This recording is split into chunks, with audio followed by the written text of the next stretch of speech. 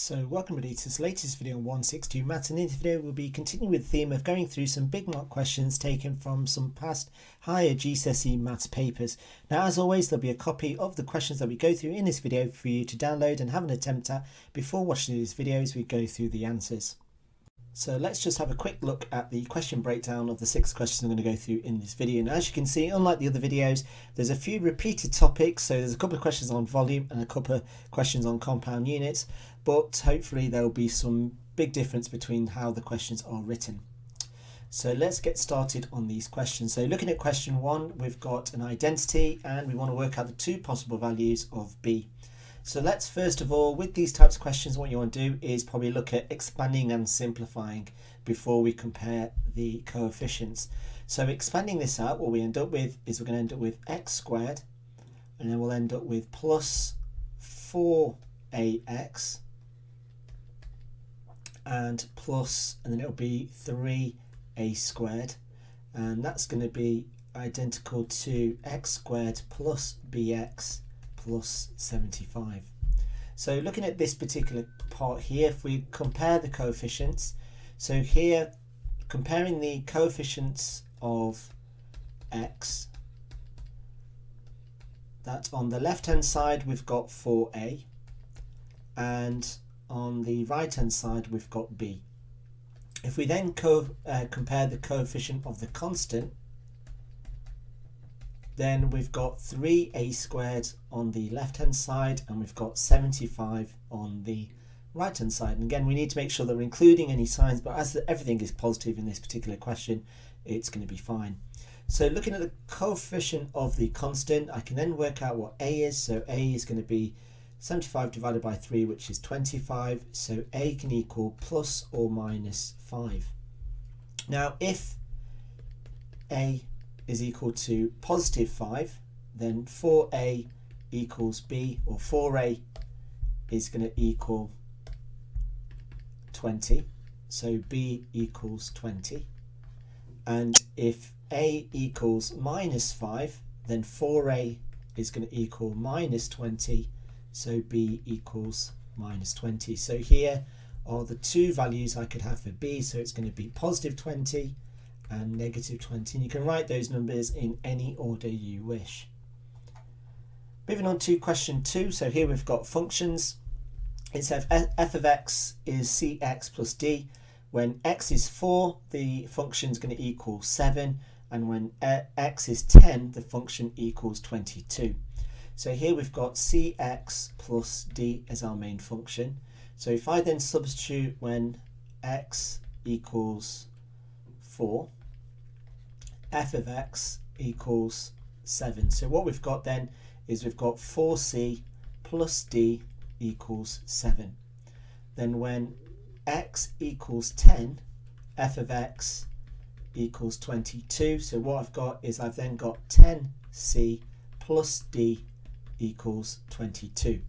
Now from this, what I've got is 2 equations that I've got with 2 unknowns. So it's going to turn into a simultaneous equation question. So if I write 10c plus d, because that's bigger, equals 22, and I've got 4c plus d, which equals 7. Then I've got to check, have I got the same number of c's? No. Have I got the same number of d's? Yes. Are the signs the same? Yes. So then I take away the 2 equations. So here I end up with 10c take away 4c, which is 6c, and 22 take away 7 gives me an answer of, that's going to give me 15. So c then equals 15 divided by 6, which is 5 over 2, which is 2.5. So c equals 2.5. Then if I take the equation, one of those lines, so let's go for 4c plus d equals 7.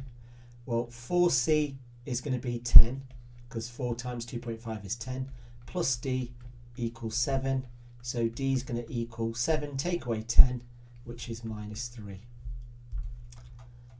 Moving on to question 3, it says that a ball contains 5,000 cubic centimeters of air. More air is pumped into the ball at a rate of 160 cubic centimeters per second.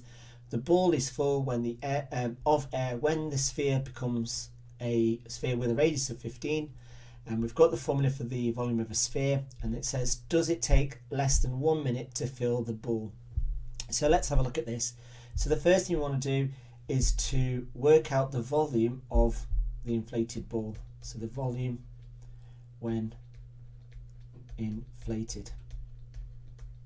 So from this, what we then got is we know that R equals 15, and the formula we've got is 4 over 3 times pi times the radius cubed. So this is going to be 4/3 times pi times 15 cubed. And if I type that all into my calculator, which I'm going to do now, I get an answer of, I'm going to leave this in terms of pi, of 4,500 pi. Now if I wanted to write as the decimal, it would be 1,437.16694. But as you can see, I'm going to leave it as that. Now for this, what we then need to do is we then need to take away the amount that was already in there. So amount of air needed. So that's going to be 4,500 pi minus 5,000.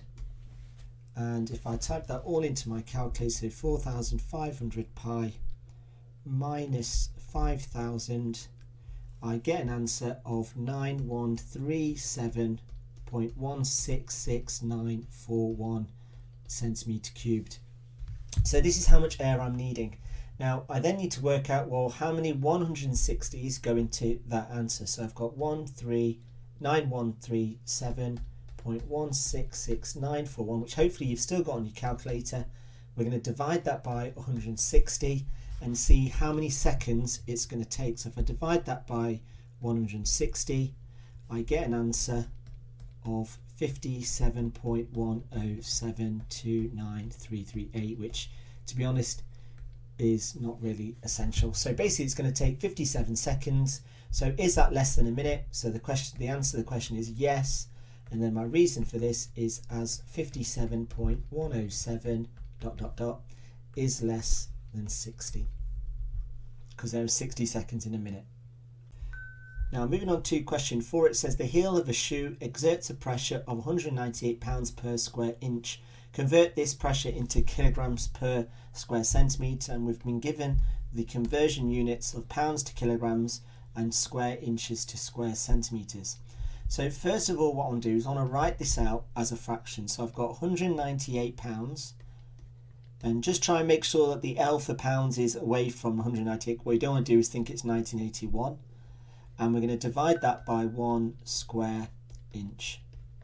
Now what we're going to do is we're going to convert each of these units into the required units of kilograms. So pounds to kilograms, well, I need to multiply that by 0.45. So if I do 198 times 0.45, I get an answer of 89.1 kilograms. And then for square inch, what I need to do is I need to multiply that by 6.25, and 1 times 6.25 is just 6.25. Then if I work that fraction out, so that's going to be in centimetre square, so 89.1 divided by 6.25 gives me an answer of 14.256 kilograms per square centimetre. Now if you have got a Casio calculator and you've got a conversion unit function, if you press shift and then that conversion units, it should come up. Try and find pressure, and you might have a function that automatically converts pounds per square inch into kilograms per square centimetre, and you'll get full marks just by writing this correct answer. You will tend to find that once those calculators become more popular, then the question will be worth less marks, but because that's quite a relative new feature on some modern scientific calculators, you'd probably still get 3 marks if it is the correct answer. Moving on to question 5, it says that a box is in the shape of a half a cylinder and on top of a cuboid, and the question is asking us to work out the volume of the box. So if I start by labelling the two shapes as A and B, so the volume of A, which is a cuboid, is basically all three lengths multiplied together, making sure that they're all in the same units. So it's going to be 4 times 26 times 15, and if I type that straight into my calculator, I get an answer of 1560. Then if I work out the volume of B, so the cross-sectional area is a circle or semicircle, so we divide that by 2 and I multiply that by the length. So then here we know that the radius is 13 and the length is 15. So substituting those numbers in, I get pi times 13 squared divided by 2 multiplied by 15. And if I type that all into my calculator, so 13 squared times pi divided by 2 times 15, and I get an answer of 2535 over 2 pi. And if I convert that into a decimal, that's 3981.968688. So then the total volume, now if I wanted to leave it in terms of pi, is basically going to be 2535 over 2 pi plus 1560, and that's in centimetres square.